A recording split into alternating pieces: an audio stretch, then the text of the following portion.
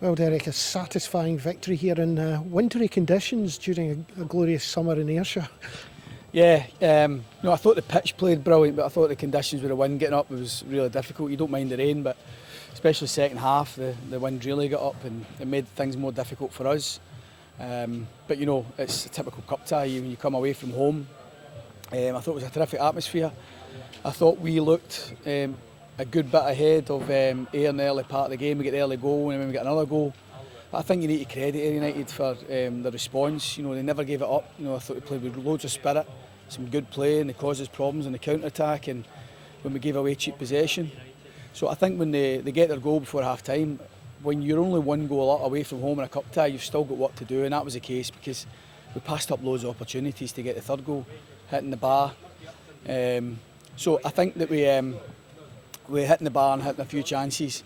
I think the fact that we're just grateful to get through with the 2 goals being enough. I think when you say hitting the bar, I think it was the same player, was it Burns twice, Yeah. smashed the bar. I think they're going to have to check it out tomorrow morning. Yeah, he was terrific all night. He does great for the first goal. And he does great for the first goal with Rooney. Sorry, I just get the draw there coming through. And I thought Wes Burns was lit the game up tonight. He was really difficult to contain for United. He was really positive, quick, strong, powerful. He strikes against the bar, inches away from being wonder goals. So, but you're that close. The third goal, I think, would have knocked the stuffing out of Ayr. I think that would have been difficult for him to come back. And while it's 2-1, we've still got work to do. And I think that thankfully 2 was enough tonight because Ayr were kept probing and asking questions, and while the ball's getting flung in your box against the wind, you're never quite home and dry. But we get there in the end, and we're delighted to come through this tie. It's been a really tough last few days for you as well. How many ties is that? And Hearts again this weekend? Yeah, it's our third away trip in 6 days, from Slovenia to Perth to back down to here. So there's a physical demand there. So, I can't speak highly enough of my players for finding the resolve and the strength and the demand to get through that tie. And we've got Hearts at home. Thankfully we're at home and we'll get ourselves back up tonight at 2 in the morning and we'll players will be on a day off tomorrow and we'll come in Friday looking forward to that one. Is it good to get one over on the gaffer here, Ian McCall? I believe he's played a good part in your past as well. Yeah. I mean, obviously, we're well aware of the job getting done here by Ian, and I think that, Ayr looked a good championship team tonight. I think coming up, playing with that confidence, some new players, the crowd got right behind it. I've always enjoyed coming here and you can see there's a good thing going on here at Ayr at the minute. So, and Ian's definitely the right man to keep taking them forward. So it was good to win the game because we knew it was only be tough to get through, but thankfully we got the job done. Thanks. Well, Ian, a fantastic game of football tonight for anyone who was here, but a really terrible start for you. 2 minutes 34 seconds into the game and you lose a really simple goal. Yeah, it was a soft goal. It was an own goal, and it gave Aberdeen a platform to dominate the first half an hour of the game, and which they did. But the last 10-15 minutes of the first half we came right back into it and managed to get a goal back.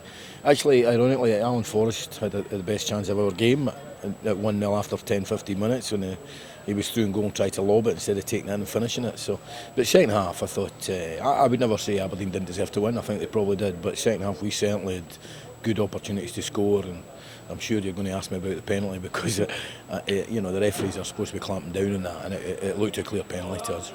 Yes, it did look like arms round and maybe everything around Jamie Adams, and he was pulled down to the ground, everyone shouting for a penalty. I think the only person that didn't see it was the referee, but he didn't have a bad game, the referee. No, I thought the referee's fine. I just spoke to Alan Dick there, who was a delegate tonight. I like him, Alan, he's a good referee. But it's just that, ironically, that when you go to the referees meeting, that's the type of thing that's getting clamped down on. And you saw our game against Hamilton, we got a penalty in the first minute for way less than that. Nicky Devlin was pulled down. Listen, that's not so great. Aberdeen deserved to go through, but I was very proud of how the players were. I was very proud of the crowd. Our fans, Somerset Road were fantastic, and it's loads to build on. We had 3, 4, 5 players not playing tonight who will be back hopefully for Saturday. I'm afraid I would say we might have 1 or 2 new ones in for Saturday, so we've got a lot to build on. We've had out with the Raith Rovers game, we've had an excellent start to the season.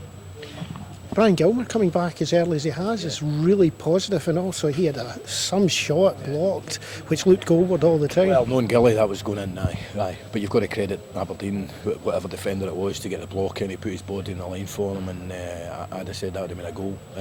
I had turned away, and seemingly Peter Murphy put it in the top corner right on the whistle. So, but listen, Aberdeen, good luck to them in the next round. But our players put a lot in tonight, did very well.